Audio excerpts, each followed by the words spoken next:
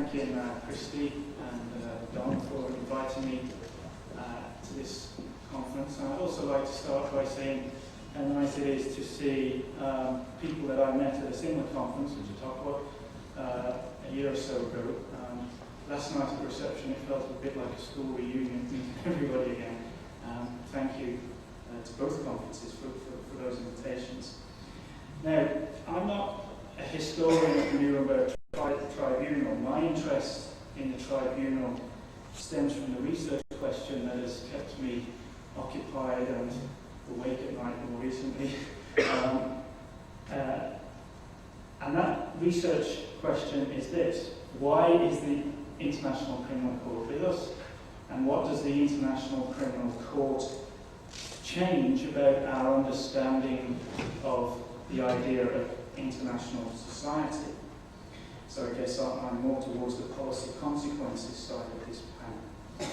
Now, the approach I use to answer that question is one of an international relations academic, although I am interested in social theory and what on this side of the Atlantic is called social constructivist approaches to international relations. And I say that, I was prompted to say that by Michael Kelly's comments last night on the importance of interdisciplinary research.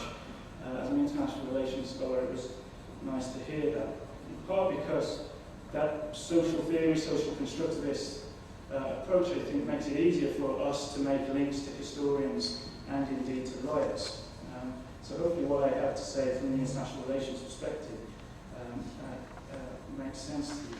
So that's my research question. How does the International Criminal Court change our understanding of international society? The answer I give to that question is as follows. I argue that the International Criminal Court helps to constitute what we might call a Kantian conception of world society. Kant, of course, being the Enlightenment philosopher and author of Perpetual Peace. In this kind of society, the organising principle is no longer state sovereignty, rather the organising principle in this kind of society is what the Rome Statute, the founding document of the International Criminal Court, calls complementarity. In other words, states are now expected to respond to a common interest in seeing individuals punished for acts that offend commonly understood notions of humanity. If they do not, if states do not do that, or in the language again of the Rome Statute, if states are unwilling or unable to punish such individuals, then the International Criminal Court will step in, and it will do so in a way that is at least notionally independent of the society of states, is notionally independent of states. Now, there are many qualifications to that claim, which I make in my writing. Qualifications to do with the court's setup, its financing, and indeed its jurisdiction. I don't want to get into those technical matters here. There is, of course, a panel on the International Criminal Court tomorrow where perhaps we can go into more detail. The general point I wish to make is simply this: that the ICC helps to socially construct a world society based on the common value of humanity, rather than state sovereignty. And this is reaffirmed by the practice of criminal justice that is notionally independent of states. So I say those remarks by way of introduction. What I want to do by way of elaboration is to say a few words about how the Nuremberg Tribunal relates to that particular argument. And to do this, I want to focus on the three constitutive parts of a society. Now, this could be any kind of society. It could be a national, international, or world society. And the three constitutive parts I'm thinking of here are common values, fundamental rules, common interests. Now, anyone who's familiar with the international relations literature will know that my source there is Hedley Bull's classic text, The Anarchical Society.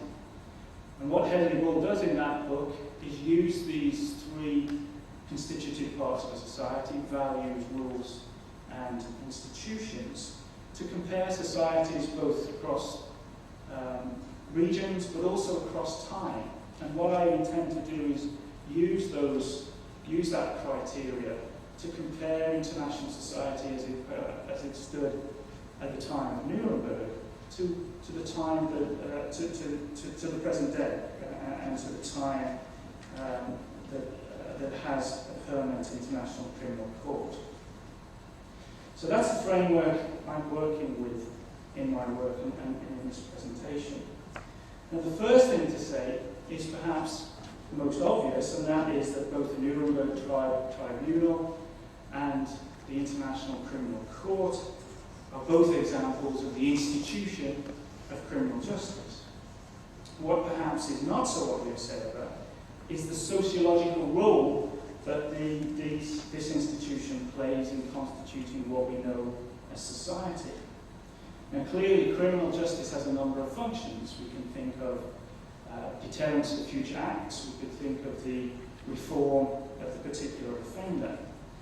But the function that I'm most interested in is the one best articulated by the sociologist Emil Durkheim. For Durkheim, the identification of a crime and the punishment of the criminal, and I quote here, does not serve or serves only incidentally to correct the offender or to scare off possible imitators. From this dual viewpoint, its effectiveness may rightly be questioned. In any case, it is mediocre.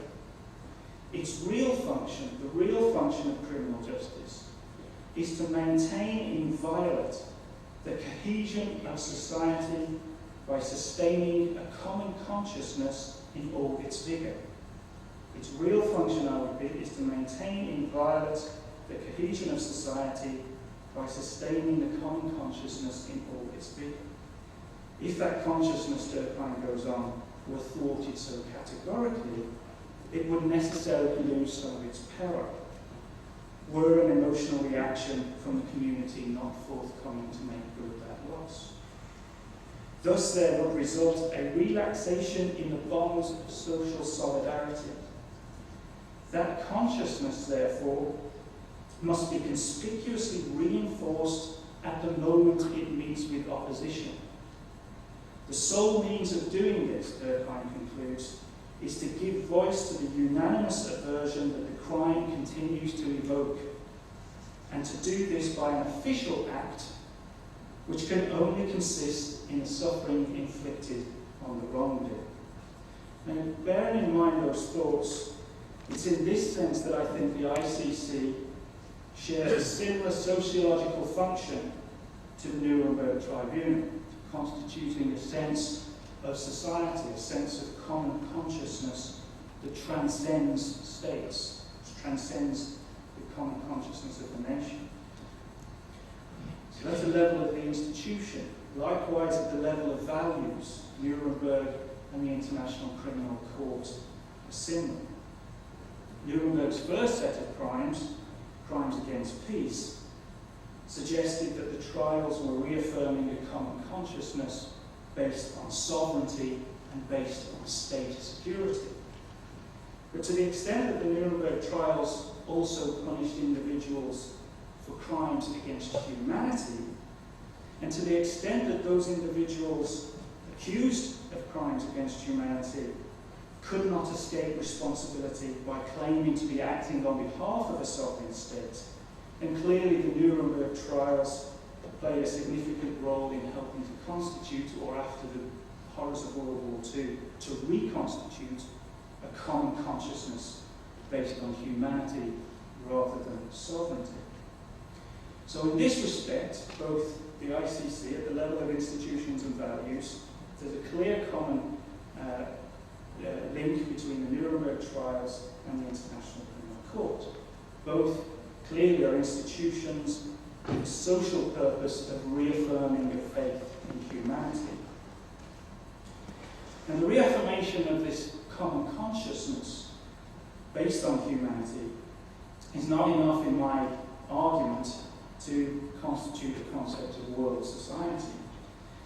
As I noted at the outset, my understanding of this idea is where the institution of criminal justice can punish individuals who commit crimes against humanity But, and here's the point, when states are unwilling or unable to do so. So it's an independent institution of states. And this, of course, requires a fundamental change in the rules of international society as they stood at the time of Nuremberg.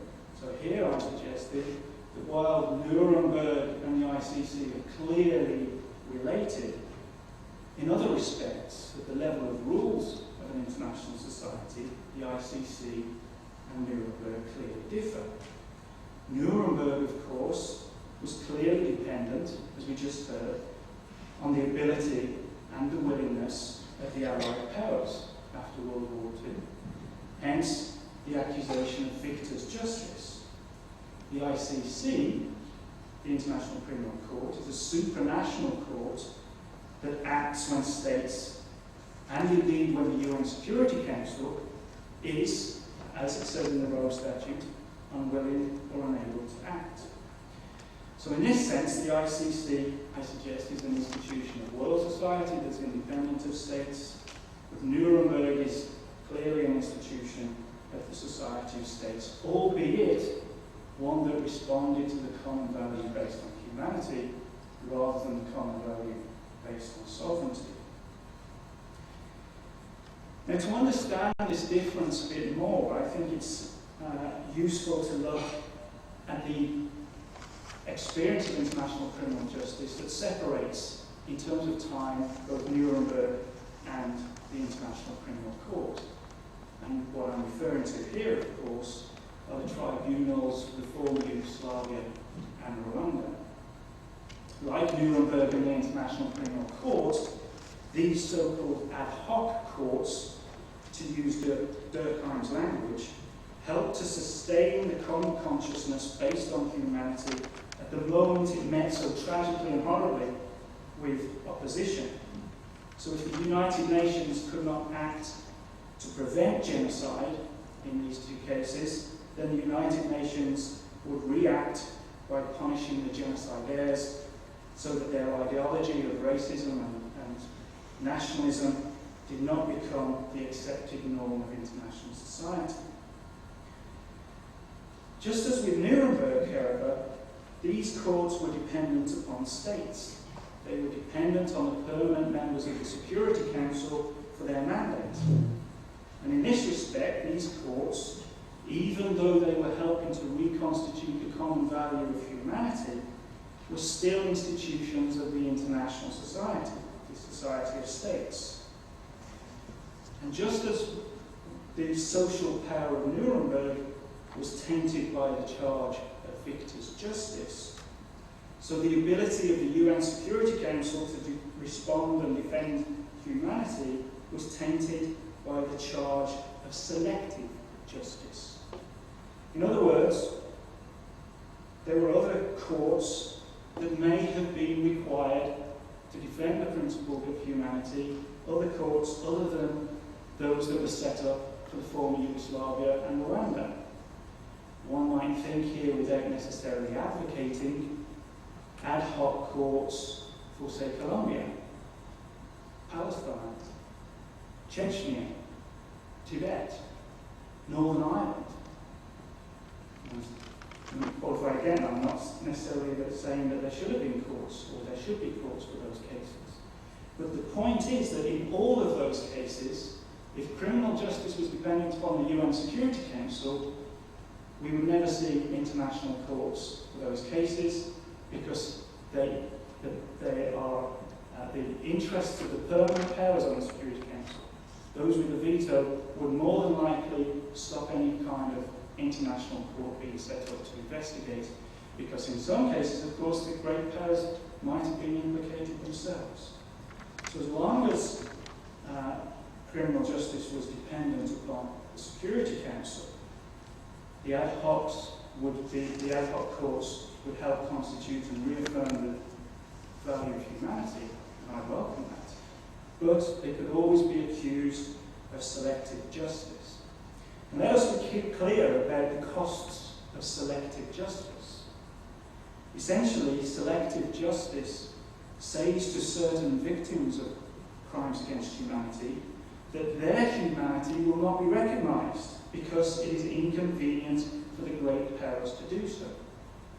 In this respect, ad hoc justice is self-defeating. An ad hoc court, in other words, may on the one hand reaffirm the common consciousness based on humanity, but it also leaves others wondering why they do not have their day in court. It can, in other words, reaffirm humanity while simultaneously destroying faith in humanity. I think that was where we were at the beginning of the 1990s. We were making steps of building on the Nuremberg legacy, these ad hoc courts, but just as Nuremberg could have been accused of victor's justice, these ad hoc courts could have been accused of selective justice. Now, in the mid to late 1990s, however, this cosmopolitan consciousness, as I might call it, one that was created or recreated by Nuremberg, that was pushed forward by the ICTY and the ICTR, and was constantly being defended by countless human rights groups who exposed inhumanity in their own particular way. That cosmopolitan consciousness reached in the mid-1990s what might be called a tipping point. In other words, the common interest in seeing individuals prosecuted and punished for crimes that offended the common value of humanity was now so well developed that it was no longer willing to accept the selectivity of the old system. It was no longer willing to accept the selectivity of a criminal justice system that was dependent upon the interests of the great powers, that was dependent upon the UN Security Council responding. In other words, by the mid-1990s, there was a call for a change in the constitutive rules of international society, a change in the rules of global politics so that criminal justice was no longer contingent on the interests of power. Now this, of course, was why we had the International Criminal Court. The International Criminal Court was created by the Treaty of Rome in 1998. That became a reality when the 60th state, there were a number of states that deposited their ratification, all wanted to be the 60th. I like to think it was Bosnia who deposited their ratification to be the 60th state. And that was in April of 2002. The court assumed jurisdiction the following July and has been investigating cases in the DRC, in Uganda, and of course in the Sudan. That is where we are today. Now the ICC asserts its independence from states in a number of ways. I just want to mention two here. Firstly, Article 15 of the Rome Statute enables the independent prosecutor to investigate a situation where universal crimes, genocide, crimes against humanity, and war crimes have occurred without prior authorization from any state or from the UN Security Council. He is independent. It is at the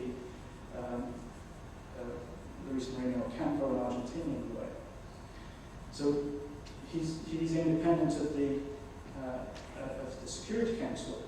Secondly, Article 12 limits the prosecutor's jurisdiction when he acts independently, but crucially, he maintains his independence to the extent that he can exercise jurisdiction over the citizens of states that have withheld their consent from the Treaty of Rome. That have withheld their consent from the Treaty of Rome. So, for instance, the prosecutor can exercise jurisdiction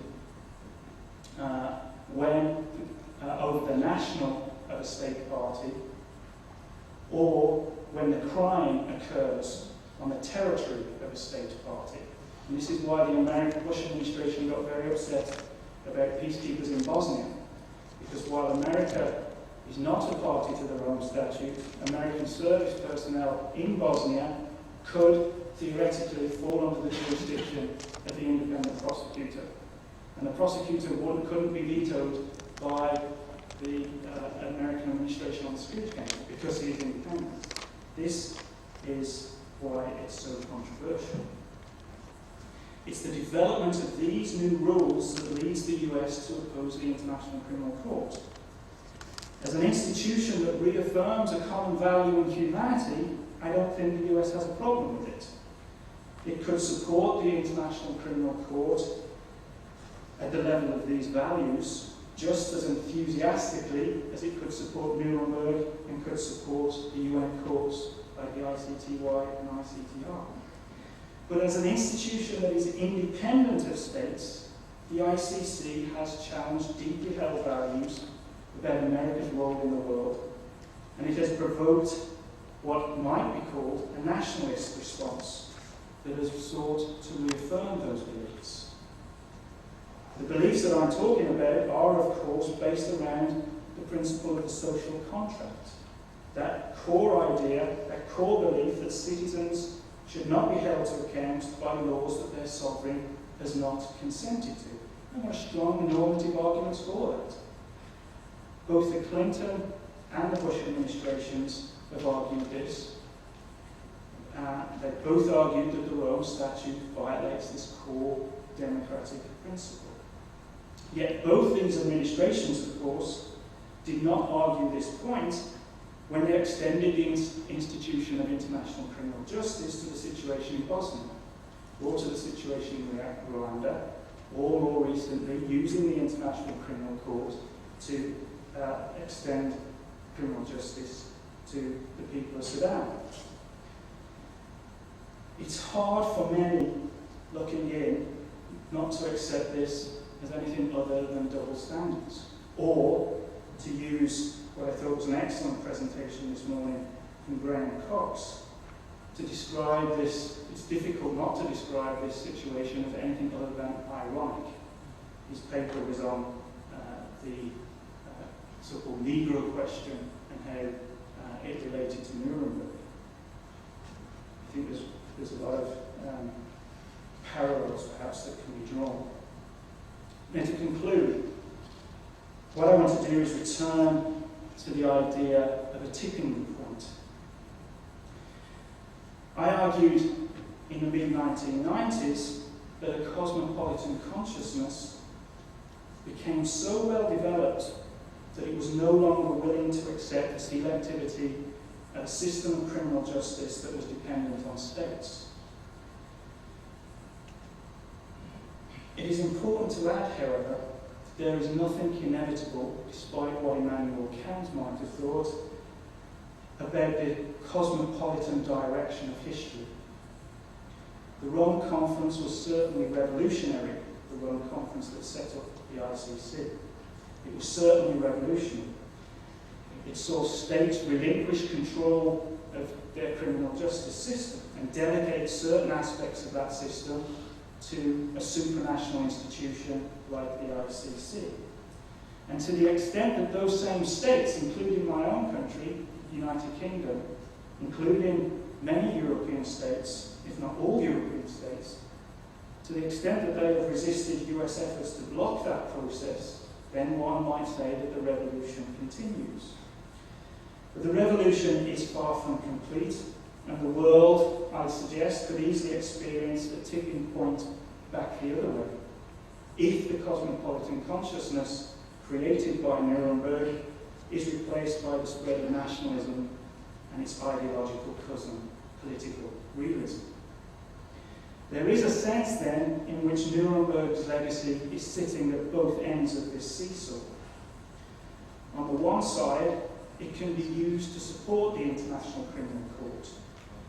Clearly, as I have argued, it helped to reaffirm a common consciousness based on humanity, and thus it has helped to strengthen the moral foundations of the Kantian world society.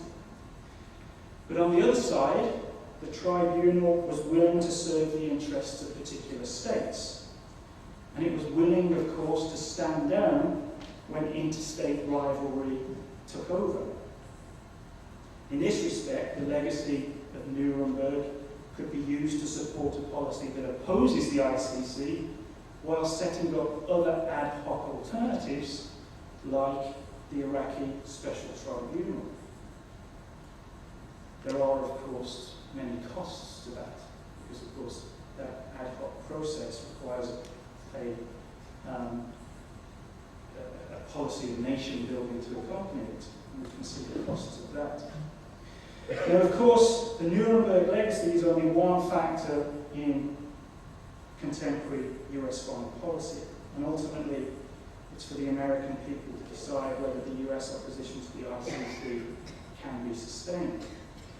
The court itself can help by remaining loyal to the statute and remaining acting responsibly.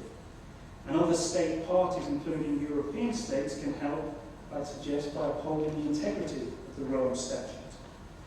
But what is clear is whichever way this seesaw tips, the fate of the International Criminal Court will be an obvious and interesting example of Nuremberg's future history.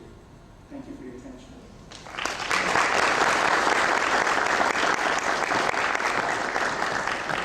I don't think eyewitnesses are essential for an idea to continue. And beside that, even in this room, there are people who will take up the banner of those who were there. So in that sense, I cannot visualize a major change because the last prosecutor has died. The last person who was there, that's about it. Dr. Rowe? I'm sure the Nuremberg legacy will be significant in the future. My confusion, I guess, is I don't know which way it is going to be significant. Is it going to be supportive of the International Criminal Court? All right. Actually, I've heard speakers at this conference say, yes, the ICC is the consequence of processes started at Nuremberg, and I can clearly see that. But I've also heard speakers say that the Iraqi Special Tribunal is a court that builds on Nuremberg, and I can see that. But the two, politically, I see as being directly opposed. One is the product of American power. The other, the Iraqi Special Tribunal, the other is a product of international consensus. And that might be overstating it, but it is something that's there to be debated. May I add something? I think the status of the national courts and these measures is on the same level as the confidence in the United Nations. And that goes up and down and depends on many factors. I don't think that the International Court could necessarily prosper if opinion of the United Nations is too low. In that sense, the UN is similar to the League on that level. And that, I think, is unrelated to action will always be there, regardless of whether anyone is still alive who was alive at that time. Whether the United Nations is viewed in a positive sense in relationship to that legacy of Nuremberg, which, as I tried to point out earlier, depends on whether the nations are willing to enforce, whether the United Nations, or whether the United Nations is a barrier to such action. In that sense, the relationship is there, because without the United Nations accepted and the United Nations acting in a responsible fashion, not only the Security Council, but the General Assembly, which represents all the nations and which is not always responsible. That will have a great effect into whether various nations and public opinions accept an international court. We have time for one more question. Professor Morris. Yes, brief comment and a question, appreciate it. But I want to ask about the defense and about your references to unfairness that was perceived by the defense at Nuremberg. First of all, would you not want to add to your list the gross inequality of arms, to use the legal phrase, the fact that the defense had nowhere near the capacity of the prosecution to assemble documents and translate them and introduce them into court. I think the counsels for the defense actually assembled and issued a joint protest early in the trial, and this went nowhere. But I would want, though, to balance that against an issue of procedure. It seems to me that the Allied powers would have responded to accusations about ignoring German procedure, and frankly I can't recall, I don't know of any such protests made at the time. But the Allies believed that there were essentially two alternatives for procedure. There was the Anglo-American adversarial system, and then there was what they called the continental system. And they didn't distinguish very carefully between the German legal procedure and that of the French and the Russians. And they thought that they were dealing with a continental system, but as I tried to indicate in my discussion of the London conference, they were overwhelmed by Jackson, who had a very powerful case to make that, for the kind of trial he wanted. And here's my question. Looking at that issue more deeply, I wonder if there wasn't a contradiction, again at a deep level, between the continental system and what the Allies wanted to come out of this trial. The Allies wanted what Lawrence Douglas calls a didactic trial, or to use a modern term, they wanted a narrative presented of Nazi criminality. And they didn't want, as that narrative was presented in court, they didn't want 23 different versions of what happened. They wanted their Allied version presented in 4 different variations. They wanted that presented in the court. And so it seems to me that they were all of them working against the idea that there would be intense engagement of the court with the defendant's view of what happened in the Third Reich. It was bad enough when Goering distracted everybody in his confrontation with Jackson. It was bad enough then. They didn't want that to happen 22 more different times. And therefore, I think in a way that the procedure was heavily qualified against that kind of presentation, and that's why they ended up more or less with what actually happened. What do you think? Thank you very much. This is a very elaborate question, obviously, and we had to go into very details of the procedure in order to answer that problem, which I obviously don't have the time. But interestingly enough, because you were mentioning the equality of arms, right, at the very beginning of your question, and just to say that the principle of equality of arms is, as a matter of fact, actually foreign to the German system.